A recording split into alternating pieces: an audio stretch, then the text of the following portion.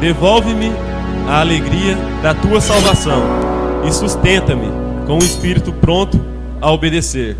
Eu vou ler novamente aqui. Devolve-me a alegria da tua salvação e sustenta-me com o espírito pronto a obedecer. Amém? O que é que nos deixa mais alegres? Será que é o Corinthians sendo campeão paulista mais uma vez hoje? Muitos aqui vão dizer que sim. Ou é quando se aproxima um fim de semana e estamos de folga? Ou quando vamos ter um aumento de salário? Ou será que é quando nós vamos naquele rodízio de pizza delicioso? Digo por mim também. A verdade é que todos estes motivos de alegria, eles desapareceriam se nós soubéssemos que amanhã todos nós morreríamos. Diante da morte, nada nos deixaria alegres, porque a vida é um bem precioso que nós temos. Mas nós sabemos que a nossa vida neste mundo ela é passageira. Nós rapidamente envelhecemos, nos desgastamos fisicamente. Mas existe algo que deve ser o maior motivo de alegria para nós cristãos. É a certeza da vida eterna, através da salvação que foi conquistada por Cristo na cruz. Por isso que o salmista aqui ele ora, restitui-me a alegria da tua salvação. Nós não podemos, irmãos, perder essa alegria, a alegria da salvação. Que a cada momento de nossas vidas, a cada respiração, que a cada batida do nosso coração, possamos sempre lembrar que fomos salvos por Cristo e nós viveremos eternamente com Ele. É apenas este sentimento de alegria da nossa salvação que poderá nos sustentar. E se Jesus, Ele nos deu a vida eterna, é nosso dever também dar a nossa vida a Ele e obedecê-lo. Amém? Vamos orar a Deus. Feche seus olhos. Senhor, nós te agradecemos mais uma vez por essa noite. Quero te agradecer pelo cuidado que o Senhor tem tido conosco, Pai. O cuidado que o Senhor tem com cada servo teu. Nós nos regozijamos, Pai, nos alegramos na alegria, Pai, da tua salvação, naquilo que Cristo fez por nós na cruz, Pai. Que o Senhor nunca deixe que percamos essa alegria, Senhor. Que o Senhor sempre nos sustente, o Senhor nos ajude nas nossas limitações espirituais. Que essa próxima semana que se inicia seja uma semana de bênçãos na vida de cada irmão. Que possamos sair daqui hoje impactados pelo poder da tua palavra, Pai. Fale conosco hoje, ande conosco todos os dias, Pai. Eu peço e oro em nome do teu Filho amado Jesus Cristo. Amém. Mas no nome bendito do seu Filho amado Jesus Cristo. Amém. Podeis assentar. Como sempre, as crianças vão estar chegando aqui na frente.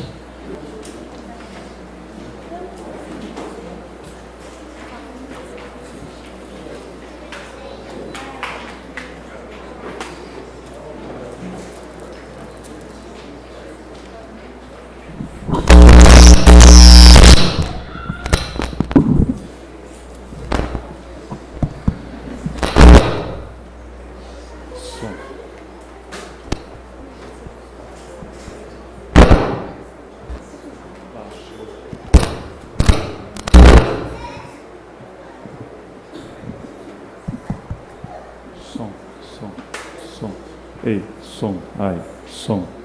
Isso. Quem mexeu aqui?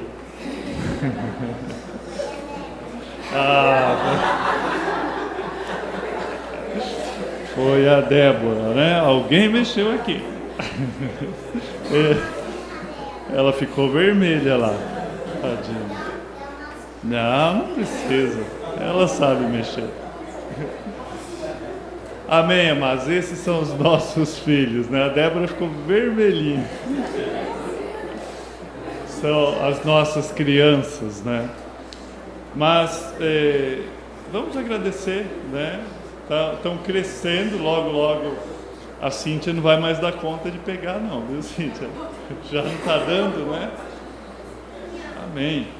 Eu fico imaginando a Ana com o Natan também, né? Eu estava vendo hoje de manhã, falei, meu Deus. Mas são os nossos filhos. Vamos orar por eles essa noite? Crianças, prontinho, vamos orar. Lorena. Pai bendito, obrigado. Ó Pai, em tempos tão difíceis, em que muitas vezes nós não podemos nem corrigir nossos filhos. Ó Pai, numa sociedade em que não valoriza a verdadeira educação que vem de Ti. Ó Deus, numa sociedade que nós vemos tão depravada, é o nosso desafio de, como pais, educar e ensinar nossos filhos nos Seus caminhos. Nos ajude, Pai, aliás, é o Seu caminho, nos ajude, como pais, como avós, como cuidadores, professores, ó Deus, a não negligenciar aquilo que o Senhor nos deu como responsabilidade. Abençoe os professores essa noite, abençoe os nossos filhos e filhas, as nossas crianças. Te agradecemos em nome do Seu Filho Jesus. Amém e amém.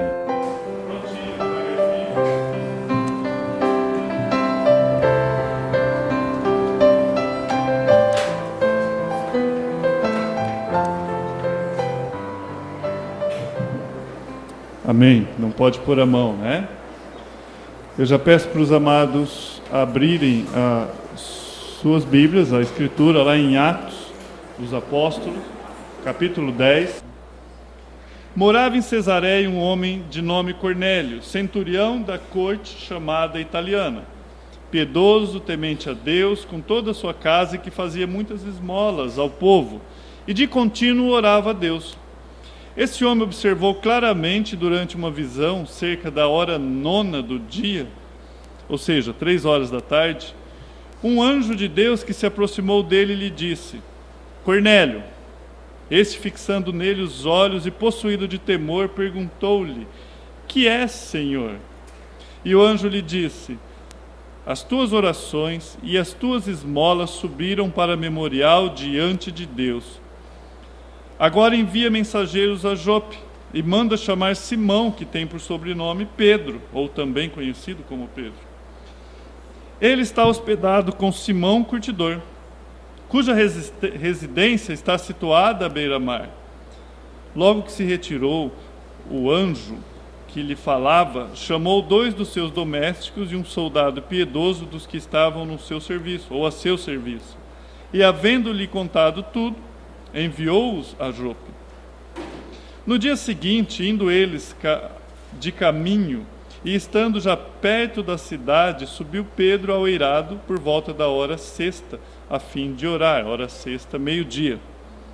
Estando com fome, quis comer, mas enquanto se preparava a comida, sobreveio-lhe um êxtase.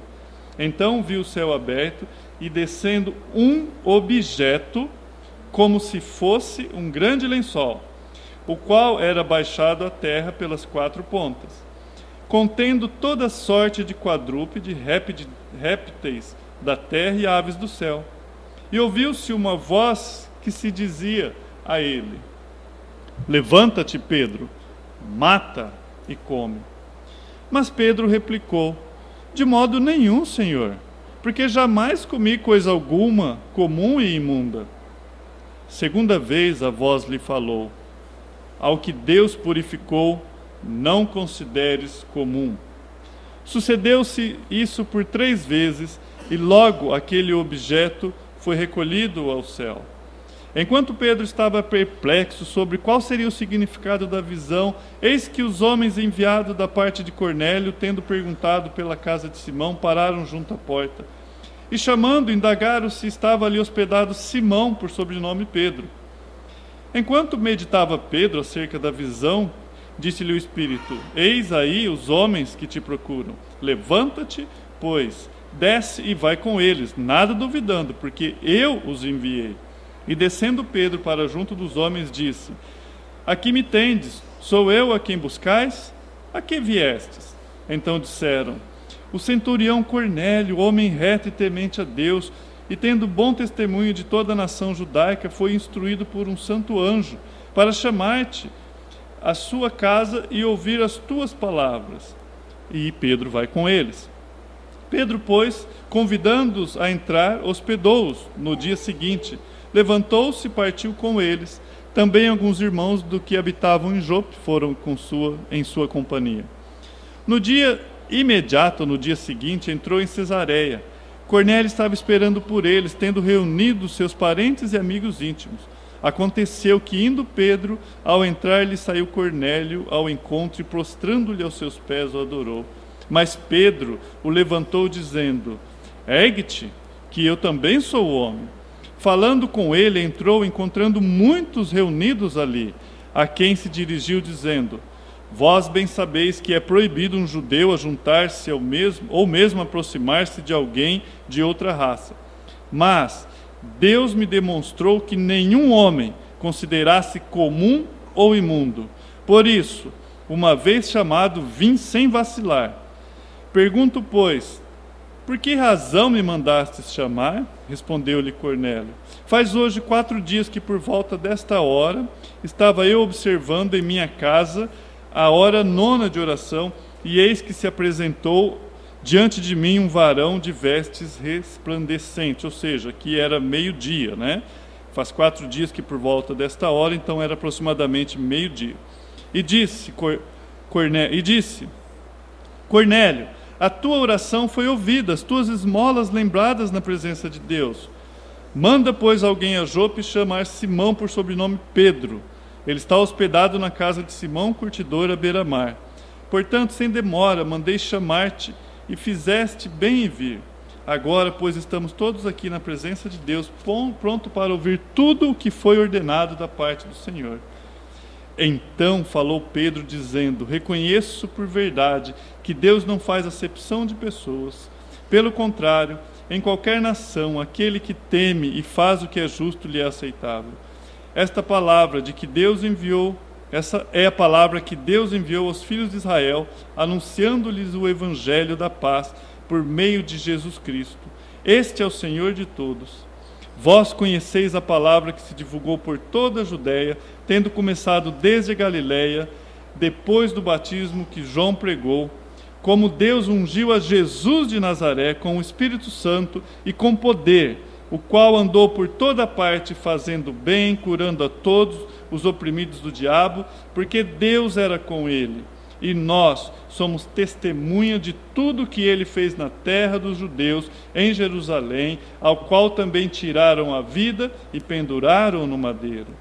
A este ressuscitou Deus no 3º dia e concedeu que fosse manifesto, não a todo o povo, mas a testemunhas, que foram anteriormente escolhidas por Deus, isto é, a nós que comemos e bebemos com ele, depois que ressurgiu dentre os mortos, e nos mandou pregar ao povo e testificar que ele é quem foi constituído por Deus, juiz de vivos e de mortos.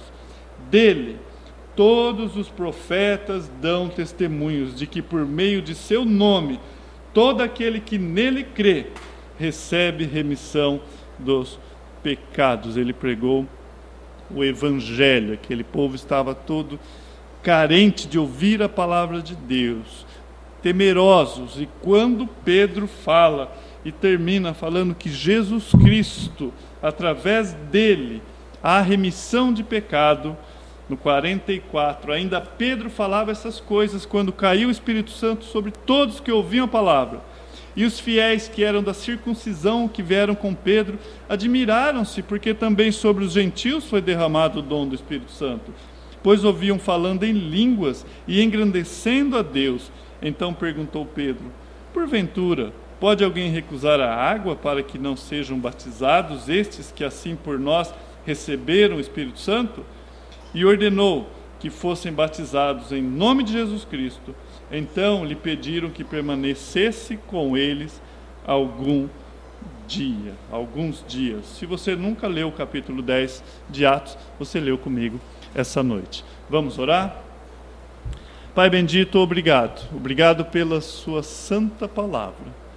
Ó Deus, que nós nunca possamos de alguma forma desmerecê-la, tratá-la com indiferença. Ó Deus, por favor, por graça, nos dê prazer diante da sua palavra. É ela desde o princípio quem liberta, é ela quem exorta, é ela quem direciona, é ela quem traz vida. Ó Deus, nós não nascemos de semente corruptível, mas da sua santa palavra, que é semente incorruptível. Ó Deus, por favor, o próprio texto fala por si mesmo. Nós queremos aprender um pouco mais e lembrar daquilo que o Senhor nos deixou. Te agradecemos e te suplicamos.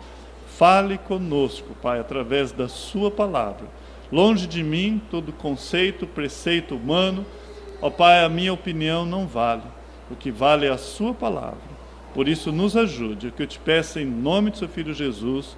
Amém e amém.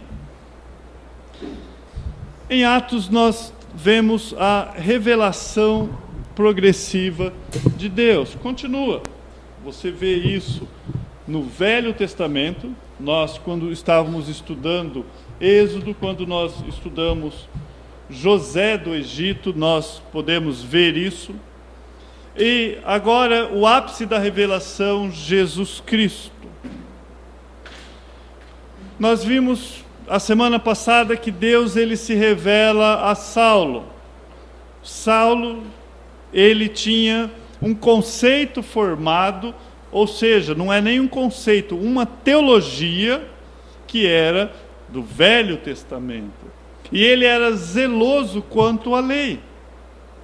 E Jesus Cristo vem e se revela a Saulo, que logo à frente ele vai usar mais o nome de Paulo. Nós aprendemos a semana passada, Saulo era um nome hebreu e Paulo um nome grego. Então ele preferiu usar Saulo para estar no meio dos judeus, para poder estar perseguindo os judeus. E é esse nome que Jesus Cristo o chama.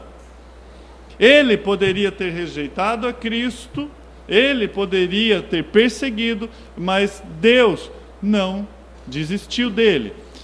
Deus o chamou pelo nome, Saulo. Aqui Pedro, ele vem dizendo que Deus, aprove Deus se revelar a eles e não a nenhum outro. Deus se revelou a nós. Ele revelou Jesus Cristo. Mas agora Deus está mostrando para Pedro o que é o Evangelho. E Pedro precisava dessa lição, que é para todos. Não haveria acepção de pessoas quanto ao Evangelho. Então Deus ele está se revelando a Paulo, mostrando o caminho verdadeiro. Paulo perseguia o caminho e Jesus é o caminho, e Deus revela o caminho a Paulo. Deus está revelando o caminho a Pedro também, porque Pedro está aprendendo, é uma didática de Deus. Pedro talvez achava que saberia tudo, mas tinha muito que aprender ainda. E Deus está se revelando a alguém fora do judaísmo, a Cornélio, um gentil. Então nós vemos a dinâmica de Deus e o Evangelho sendo proclamado. Salvação e direcionamento é o que nós podemos ver. Não mudou hoje. Pessoas sendo salvas, pessoas sendo direcionadas. Elas são salvas e são colocadas no ensino que dura pela vida toda, o que a Bíblia fala de nós levarmos o Evangelho a toda criatura, batizando e ensinando-as a guardar todas as coisas que ele tem dito. Não termina ali no batismo. Em primeiro lugar, vamos falar um pouquinho sobre Cornélio, porque eu coloquei o título como Cornélio e sua família, porque não é só Cornélio, é toda a sua família. Não é só Cornélio. O capítulo 10, o verso 2, vai dizer: piedoso e temente a Deus com toda a sua casa. A NVI, se você tem ela, vai dizer toda a sua família. Então não era só Cornélio, era a sua família. Qual era a profissão de Cornélio? A Bíblia vai dizer que ele morava em Cesareia e ele era um centurião da corte chamada italiana. Cornélio era um centurião romano. Se os amados se lembram, a Palestina estava sob domínio romano. Os judeus estavam sob domínio romano. Ele era destacado em Cesareia, cidade edificada por Herodes o Grande, às margens do mar Mediterrâneo. Ali, em Cesareia, era o QG, era o quartel-general do governo romano na Palestina. Era ali. ou seja, o centro governamental para a administração romana na Judéia. Era exatamente ali. E como que era essa organização militar na época? Se você vivesse lá, como você entenderia o que é uma corte? Nós começamos por uma legião. Uma legião é 6.000 soldados. Em cada legião havia 10 cortes. Portanto, cada corte tinha 600 homens. E poderia se comparar com um batalhão. Algumas versões não vai falar corte, vai falar batalhão. A corte estava dividida em centúrias, composta por 100 soldados, sobre as quais mandava um centurião. Então, Cornélio, ele administrava 100 homens. Ele era um chamado centurião. Alguns dos aspectos que nós podemos já de imediato ver, que Deus recruta para o seu reino quem Ele quiser, da forma que Ele quiser, em todos os lugares. Cornélio, ele era um soldado romano. Podemos dizer assim, foi chamado para servir Roma. Se torna um centurião, está lá, ele é alistado, é chamado para isso, mas agora Deus o alista para a sua família, para ser chamado soldado de Cristo. Agora ele vai ter um outro Senhor. Nós vemos também aqui, a Bíblia, ela destaca, o Espírito Santo aprove ele mostrar para nós que Cornélio tinha uma vida piedosa. E essa vida era refletida na sua família. Não somente ele fazia oração de contínuo, a Bíblia vai falar, dava esmolas de contínuo, mas em toda a sua família. Ele e toda a sua família eram piedosos. Piedade, prática da fé, exercício da fé, não é só proclamar, faziam. E o verso 2 fala que toda a sua família era piedosos e temente a Deus. Lá havia uma família em que você poderia olhar e contar, e era graça, porque um soldado romano ele poderia ser bruto.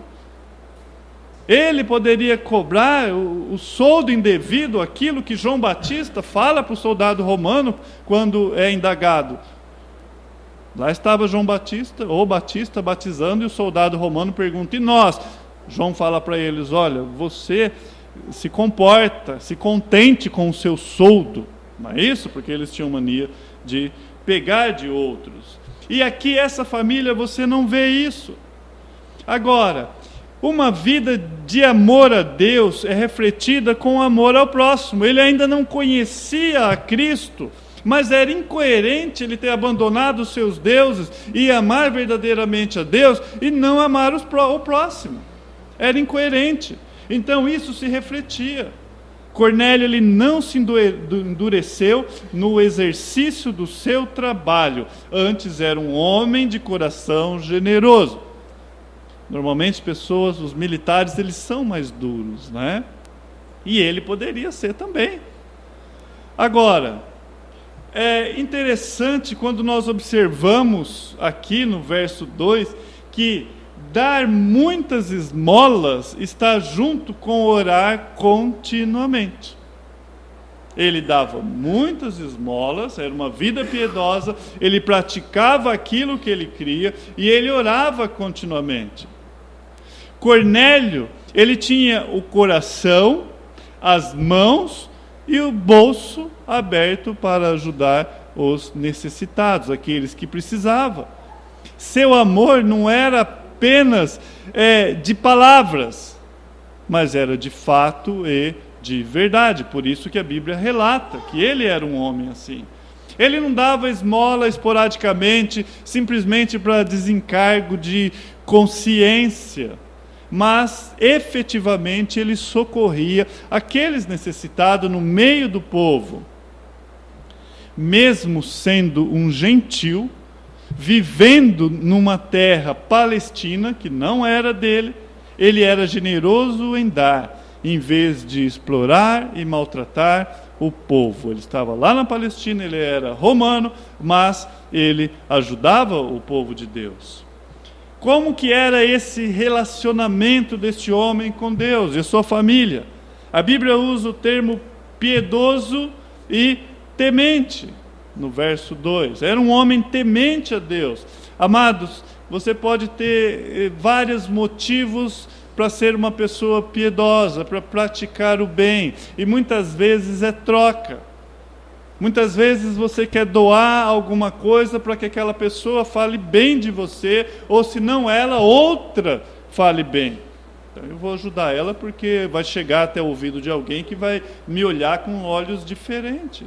Eu estou falando uma das motivações, entre N's que você pode querer, mas a relação dele era uma relação de temor a Deus. Nós sabemos o que Deus requer de nós.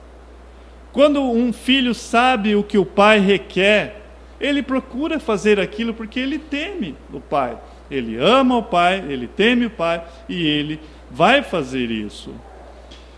Cornélio, nós podemos chamar ele de um homem piedoso e temente a Deus. Ele abandona a sua religião, que não eram poucos deuses, a religião ancestral dos romanos, com aquele monte de deuses que eles tinham.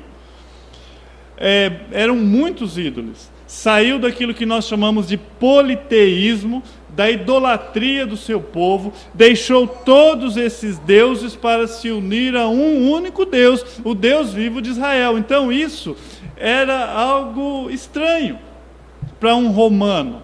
Não era normal você encontrar um romano crendo num único Deus. Para o romano era absurdo isso. Como pode existir um único Deus? Mas ele cria na existência de um único Deus. A sua teologia havia mudado. Olha que interessante.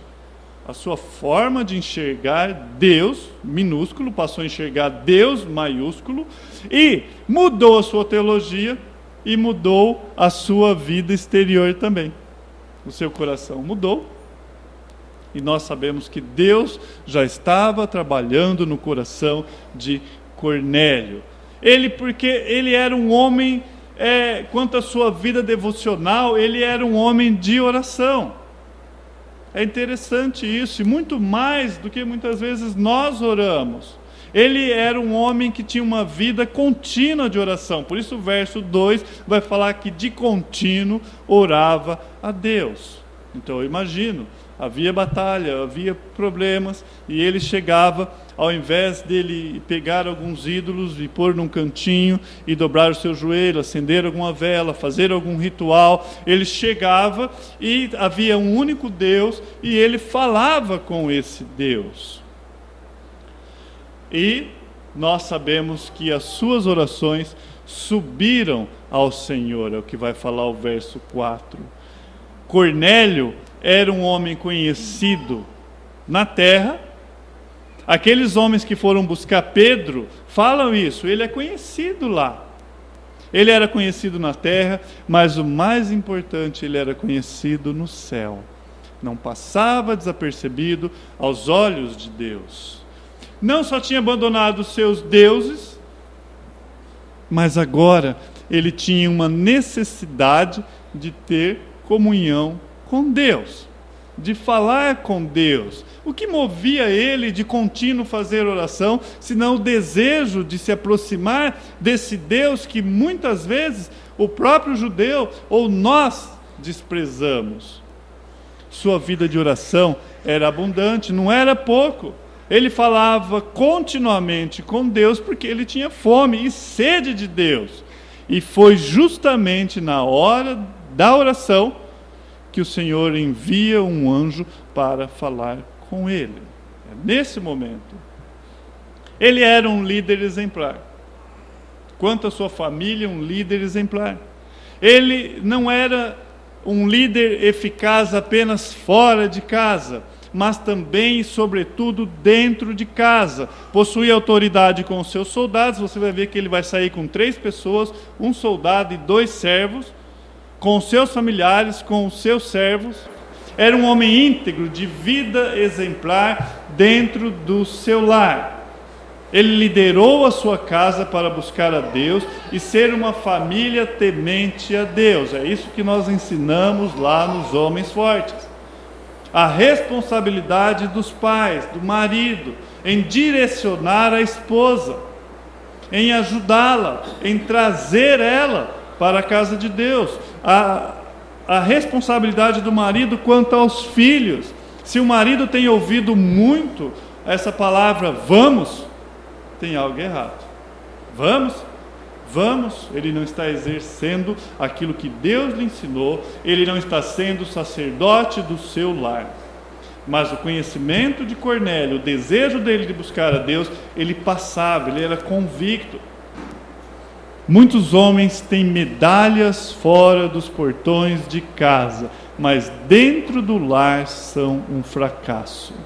Lá fora, você pode ouvir bem de fulano, de Beltrano, é um ótimo administrador, faz isso, faz aquilo, mas dentro do seu lar são fracassados. Cornélio era um líder dentro e fora de casa. Sua vida pessoal era bela por fora e por dentro, não era hipocrisia. Ele não vivia de aparência, era um homem coerente e íntegro. E quanto ao testemunho de Cornélio? O verso 2, o 7 e o 22 nós podemos destacar. Cornélio, ele liderou espiritualmente a sua família. Ele influenciou alguns soldados, servos, que estavam sob a sua autoridade. Ele dava bom testemunho para a nação judaica, é isso que os servos vão falar lá no verso 7 para Pedro. Fala, é um homem de bom testemunho para o seu próprio povo. Exercia sua influência dentro de casa, fora de casa, no trabalho, na sociedade. Ele deixava sua marca por onde passava. E qual era a sua disposição de agradar a Deus? Ele tinha um desejo. Ele tinha um desejo de agradar esse Deus invisível. Nós vimos que ele era um homem pronto. O anjo aparece para ele, e esse termo, que é Senhor, é o mesmo que dizer, pois não, Senhor. Eis-me aqui, estou pronto, o que o Senhor quer comigo. Ele possuía conhecimento limitado, ao ponto de quando Pedro chega, e para nós podermos entender a dinâmica das coisas aqui, a distância entre uma cidade e outra é basicamente de 50 quilômetros. É a minha rota que eu faço diariamente da minha casa à usina Guaíra. Mas de a pé, os meios que eles tinham na época, era meio-dia de viagem. Então, Cornélio, ele teve essa visão, naquele momento, era mais ou menos meio-dia, né? Ele poderia ter mandado aqueles homens naquele horário, na verdade 3 horas, me perdoe, poderia ter mandado aqueles homens, mas não, ele esperou no outro dia, era 3 horas da tarde, a hora que ele teve a visão.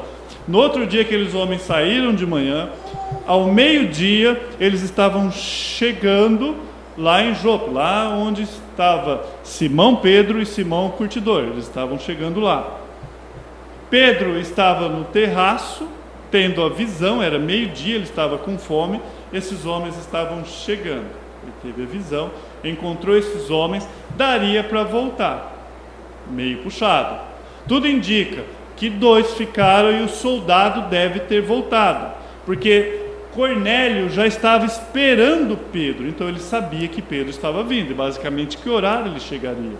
Então, Pedro hospedou esses homens, eles posaram nessa casa, e no outro dia de manhã saiu Pedro com esses homens, e mais alguns dos judeus foram junto com eles, chegando meio-dia lá em Cesareia. Mais ou menos foi essa dinâmica, para a gente poder dar um pouquinho mais de brilho, né?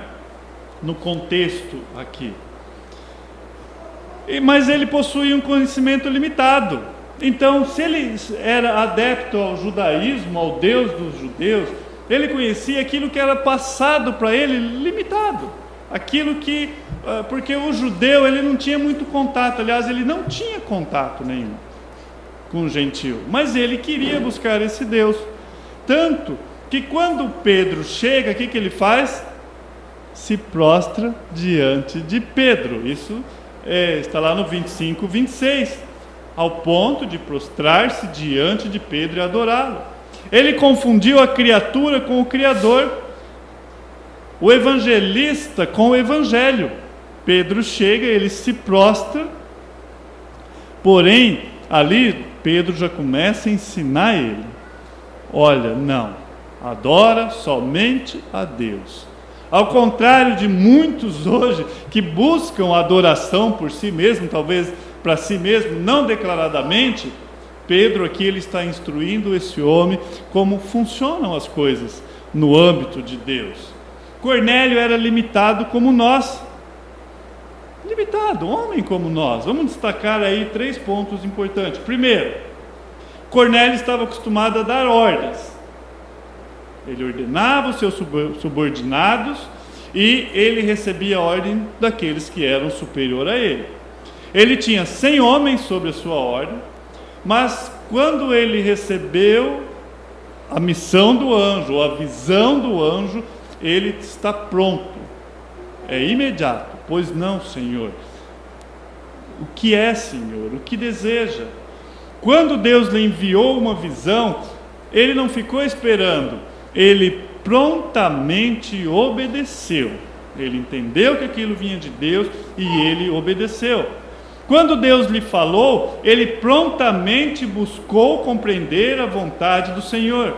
Enviou seus servos e um soldado piedoso ao encontro de Pedro.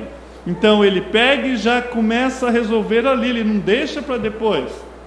Imediatamente ele, amados, hoje é um cristianismo água com açúcar, é um falso evangelho, é uma cartela de produtos que você está vendendo e entre eles ali tem Jesus, em que você faz um marketing sobre Jesus. Muitas vezes é mais um marketing do que o evangelho. O Espírito Santo, quando ele trabalha nos nossos corações, o nosso desejo, a nossa carência é tamanha que nós, por necessidade, nós queremos resolver aquilo. Por que Zaqueu subiu na árvore? E foi ter lá, e uma vez que houve uma conversão, ele fala, se roubei, eu vou resolver essa questão do roubo. O que fez aquela mulher vencer todos os preconceitos e tocar as vestes de Cristo num ato de fé? Porque eles criam que Cristo era a solução.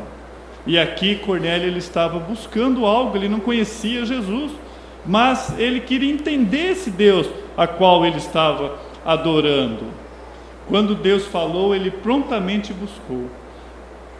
Cornélio, em segundo ponto, ele era sedento para ouvir a palavra de Deus. Ele tinha pressa e disposição de ouvir a palavra de Deus, estava esperando pela chegada de Pedro.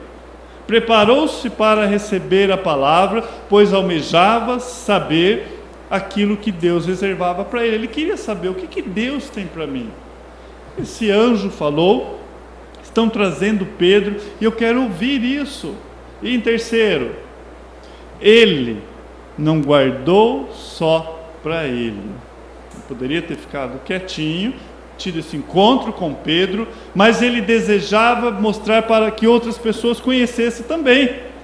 Então ele já organiza ali os seus parentes, amigos íntimos, ele começa a compartilhar essa mensagem recebida, ou seja, ele já tem um espírito evangelístico mesmo antes da sua conversão. E como que foi essa conversão de Cornélio? Nós falamos aqui e enfatizamos bastante o homem, certo? Piedoso, dava esmola, fazia, cuidava da família, era conhecido, era um homem com muitas virtudes, era um soldado graduado, um chefe de família exemplar, um cidadão abençoado e abençoador. Ele ajudava as pessoas, ele tinha sede de Deus, ele tinha temor a Deus, ele orava de contínuo, ele fazia tudo isso.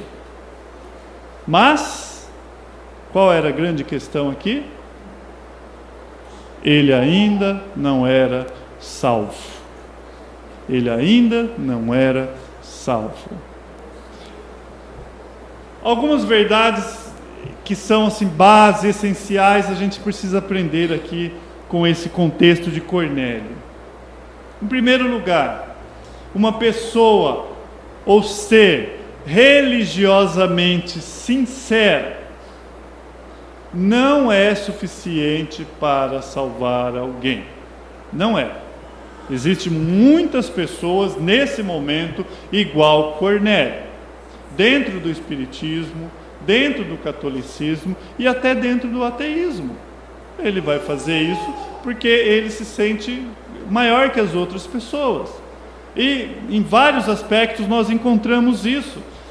Ou o que é pior, dentro das igrejas, sob um manto de pura religiosidade, de pessoas que acham que é aquilo que colocam elas diante de Deus. Então, religiosamente sincero não é suficiente para colocar você na situação de salvo. Cornélio, ele era piedoso, temente a Deus, dava esmola ao povo, orava de contínuo, era um sacerdote do lar, ele tinha influência no seu trabalho, tinha um bom testemunho diante dos seus e de toda a nação, era um homem conhecido na terra, no céu, porém ainda não conhecia o que era essencial e vital para ele, que era o Evangelho. E o anjo pega e manda que chamasse Pedro, para que Pedro entregasse aquilo que o próprio Pedro vai chamar de o Evangelho da paz. Deus olha a situação dessa pessoa, deste homem, interage com ele e manda chamar a Pedro. Amados, a sinceridade não é suficiente para levar uma pessoa para o céu, por mais sincero que ela seja. Quem leva uma pessoa para o céu é somente Cristo. Só Cristo Jesus. Aqui em Atos nós vemos a revelação de Deus em todos os aspectos. Deus, da mesma forma que estava preparando o coração de Lídia, nós vemos ali, naquele momento, quando Paulo chega, nós sabemos que ele faz da casa dela uma casa de oração, mas a maioria, se não todos os exemplos que nós temos em Atos, você vê Deus trabalhando dessa forma, usando pessoas. Qual é um outro exemplo que nós poderíamos usar? O centurião, Deus chega e usa Paulo, aliás, aquele homem na cadeia, né? Qual que era o nome dele? Alguém lembra? Não, né? Eu me perdi no texto agora, mas eu já vou voltar. Deus usa isso, carcereiro, de uma forma miraculosa. Precisava de Paulo pregar para aquele carcereiro. Qual mais exemplo nós temos? Atos 8. Quem lembra? Que veio lá com a carruagem, com todo mundo lá de fora, o eunuco e Filipe, não é isso? Em Atos 5 você vê Filipe numa progressiva, pessoas se convertendo, demônios sendo expulsos, pessoas sendo curadas, são multidões. Em Atos 8 nós vemos ali esse homem, da mesma forma que Cornélio, nós vemos um homem buscando a Deus por si só, e Deus pega Filipe e manda falar ali com esse homem, que é o eunuco. Agora, conseguimos perceber isso? Você tem de um lado uma pessoa que ela pode ser piedosa, Deus já está trabalhando na vida dela, e do outro lado temos os servos de Deus. A teoria de que toda religião é boa, de que todos os caminhos levam a Deus, está em total desacordo com essa passagem bíblica. Totalmente. Cornélio era um homem sincero, virtuoso, possuía um testemunho dentro e fora de casa, mas ele ainda não estava salvo. Ele poderia ser respeitado, dar esmola, mas não estava salvo. E é interessante que Deus usou agora Cornélio para trabalhar na vida de Pedro. E às vezes você está todo que você tem o Evangelho, não é isso? E você pensa que é você que está sendo instrumento, e Deus está usando o lado de lá para tratar partes da sua vida que você precisa aprender ainda. O Evangelho é o fim do preconceito. Deus mostra isso para Pedro. Onde o Evangelho da paz chega, todo preconceito acaba. Deus estava preparando o caminho do Evangelho para os gentios ao colocar Pedro na casa de Simão, o curtidor. Esse homem lidava com peles de animais. O Fernando pregou isso numa quarta-feira, está lá no YouTube, falando sobre esse contexto de Atos 10. E lá nós aprendemos o que é um curtidor, lembra?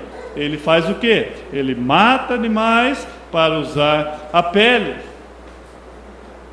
Este homem lidava com peles de animais, e todo indivíduo que tocava um animal morto ficava impuro. Olha onde que Pedro estava, na casa de Simão, o curtidor. Então Deus já estava trabalhando de alguma forma na vida de Pedro, estava preparando o caminho. Um judeu jamais aceitaria ficar na casa de um curtidor.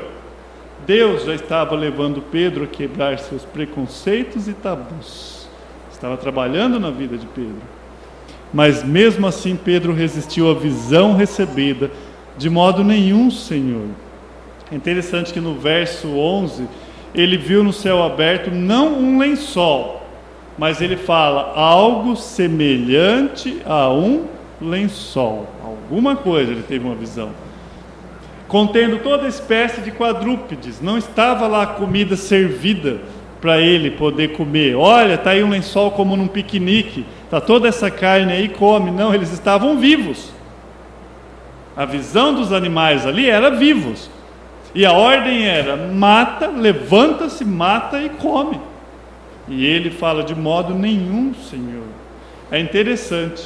A resistência não foi de Cornélio ouvir o Evangelho, mas de Pedro pregar o Evangelho. Tem alguma coincidência nisso? A resistência não era do lado de lá, a resistência era do lado de cá. Se Jesus é verdadeiramente Senhor, nós devemos e podemos dizer sim e obedecer a sua ordem. E levar o Evangelho que não faz distinção entre judeu, gentil, homem, mulher, doutor ou analfabeto, religioso ou ateu. E Deus estava ensinando que essa muralha tem que ser caída. O Evangelho, ele quebra essa muralha. Nós ouvimos a palavra de Deus e o Evangelho, ele quebra os grilhões, acaba com tabu, quebra preconceito, para que se torne a igreja um único povo, uma única família. Não importa a cor de pele, tradição religiosa, sobrenome da família, o Evangelho é para todo mundo, e Deus estava dando essa lição para Pedro, é para todos. Nós temos os nossos preconceitos, não é isso? Talvez você olhe uma pessoa que pense diferente de você, ou que é diferente de você, e você tem dificuldade de evangelizar ela. E eu pergunto, o que você tinha de igual com o nosso mestre? Se você pecador, pecadora, e ele santo, santo, santo. Ele morreu por nós, totalmente sendo nessa condição pecaminosa em que nós nos encontramos, quando éramos ainda pecadores. E muitas vezes nós fazemos distinção para aqueles que vamos pregar o Evangelho, partindo para o fim já. Não importa quem seja. Não foi o homem, mas Deus quem removeu essa barreira que separava o judeu do gentil. Não veio de Pedro, veio do próprio Deus. Deus vai instruir a Pedro a aceitar os crentes gentios no seio da igreja cristã. É Deus e não Pedro que abre essa porta. O próprio Deus inaugura Pedro nessa nova fase do ministério. E Pedro pensava que sabia, né? Não, Senhor, eu não coloco na minha boca essas coisas impuras. De jeito nenhum, Senhor, eu não vou comer isso. E qual a resposta de Deus? Não, Pedro. Não chame de impuro o que Deus purificou. Não chame de impuro. Agora, Outra coisa que nós aprendemos: o Evangelho não é tarefa dos anjos, é do homem, é tarefa humana. O anjo falou a Cornélio, deu ordem por parte de Deus, mas o anjo não pregou o Evangelho. Não foi o anjo. Cornélio precisou enviar mensageiro ao apóstolo Pedro, lá em Jope, a 50 quilômetros de Cesareia, para que este viesse pregar o Evangelho a ele e sua família. O método de Deus é esse. O método de Deus é a igreja. Eu pergunto, se não for a igreja, qual é o segundo plano? Você acha que Deus tem outro plano para a salvação do homem? Não tem.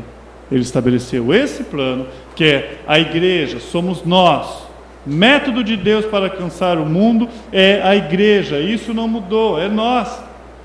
O Evangelho está centrado na obra de Cristo Jesus, na pessoa de Cristo Jesus. Pedro chega na casa de Cornélio, levando o Evangelho da paz. O conteúdo do Evangelho é pregado, e nós vemos ali que está centrado na vida e na obra extraordinária de Cristo. Ele começa falando de Jesus. Ele fala: olha, você precisa conhecer Jesus, Jesus de Nazaré, aquele com o Espírito Santo, que saiu a fazer o bem, curar os oprimidos do diabo, libertar cativos, curar enfermos, libertou os atemorizados, perdoou pecados, curou cegos, limpou leprosos e ressuscitou os mortos. Aonde Jesus chegava esperança e vida. Onde Jesus está, reina a vida e não a morte. É esse o Evangelho que ele chega. E ele chega e fala da morte de Cristo, no verso 39. A morte de Cristo é a nossa carta de alforria. Foi por causa da morte de Cristo que nós somos libertos. Jesus Cristo, ele não morreu como um mártir. Ele não é um mártir. Jesus Cristo é o nosso substituto. Não é um mártir, é o nosso substituto.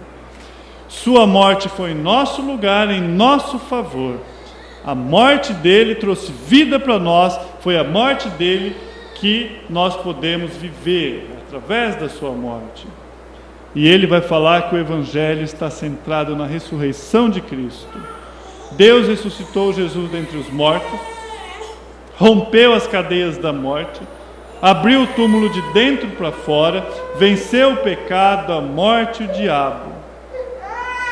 Ele tirou o poder da morte, e a morte não tem mais a última palavra quanto a nós. E terminando, o Evangelho está centrado no senhorio de Cristo, verso 36, Senhor de todos. Jesus é o Senhor de todos, juiz de vivos e mortos. Se esse homem tinha temor a Deus, agora Pedro chega e fala: olha, Jesus Cristo, Ele é o juiz, Ele é o Senhor, Ele é quem manda. Todos comparecerão diante dEle para prestar conta da sua vida. E nós sabemos que todo joelho se dobrará, toda língua confessará que Jesus Cristo é o Senhor, né? O Senhor é o que ele fala aqui, para a glória de Deus. Ele vem e ele apresenta a Cristo. E ele vem, você imagina aquelas pessoas que elas estão temerosas porque apareceu um anjo. A Bíblia usa o termo claramente, não houve dúvida. E eles estavam esperando uma mensagem do próprio Deus. E talvez eles pudessem esperar até juízo. E quando Pedro chega, está falando e vai apontando a Cristo, mostrando e falando que ele é juiz, que ele é Senhor, mas Pedro vai falar que ele é quem perdoa os nossos pecados. É nesse momento que eles começam a falar em língua. A remissão e o perdão dos pecados, a salvação e a vida eterna não é alcançada pela religião. Jamais Cornélio ia conseguir perdão pelos seus pecados fazendo boas obras. Jamais. É só através da fé em Cristo Jesus. É isso que Pedro veio apresentar. As suas obras não valem. Não elas podem ser. Ela pode ter servido como um memorial diante de Deus. Não passou desapercebido, mas ela não te salva. É por isso que João ele vai falar: quem crê tem a vida eterna, João 6,47. É por isso que João 3,16 vai falar claramente que quem crê não perece, mas tem a vida eterna. As vantagens de ser judeu ou não judeu, ou de ser gentil, essas diferenças, Deus termina tudo lá na cruz. É lá no Calvário termina todas essas diferenças. A cruz iguala todo mundo. Deus não justifica e nem salva nenhum e não outro, a não ser que seja através do sangue vertido na cruz, justificado em Cristo Jesus. E aqueles que receberam o Evangelho, o que acontece? Recebem o Espírito Santo. O falar em língua ali é simplesmente para que eles pudessem ver um sinal. Aquele momento era para dar um sinal que também o Evangelho chegou aos povos gentios. Era para isso que foi dado o falar em língua. Eles foram batizados com o Espírito Santo, ou seja, houve uma conversão verdadeira, e imediatamente foram batizados com água. Ou seja, batismo com água, uma demonstração daquilo que nós cremos, um testemunho público e uma integração à igreja. Bem-vindo à igreja, Cornélio, você e sua família. Todo aquele que crê deve se integrar à igreja de Deus por meio do quê? De uma profissão pública de fé, chamado batismo. É incongruente, é incoerente alguém que professa a fé em Cristo Jesus, que é nascido de novo, rejeitar as águas. Não tem sentido. O batismo é o selo de que alguém pertence à igreja de Cristo.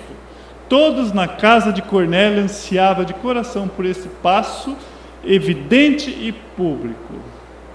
O batismo é ao mesmo tempo a ação do próprio Jesus, por meio da qual ele acolhe pessoas com sua propriedade, documentando que participam da sua morte e da sua ressurreição. Aquilo que eu falei, uma demonstração. Cornélio, com toda a sua casa, foram convertidos, batizados com o Espírito Santo, batizados também com água. Com água. Nós vemos o Evangelho sendo explanado, o Evangelho sendo pregado, pessoas sendo convertidas e o produto final, essas pessoas sendo batizadas em água. A pergunta: você já creu em Cristo Jesus? Já habita o Espírito Santo em seu coração? Já decidiu se tornar membro da igreja de Deus, fazendo profissão de fé através do batismo? No verso 43 ele vai falar: todos os profetas dão testemunho dele, de que todo aquele que nele crê recebe o perdão dos pecados mediante o seu nome. Nós vemos aqui na vida de Cornélio o Evangelho sendo levado, vida transformada, o Espírito Santo trabalhando, e nós vemos pessoas sendo batizadas. O desafio é para que nós levemos o Evangelho, o desafio para aqueles que creem possam também fazer aquilo que Deus chamou a fazer. Vamos curvar nossas cabeças, vamos orar essa noite. Pai bendito, obrigado por mais esse contexto da sua palavra em Atos capítulo 10. Ó Deus, não eu, mas é o Senhor, tem falado-nos dia após dia, desafiado-nos, ó Pai, quanto ao evangelismo.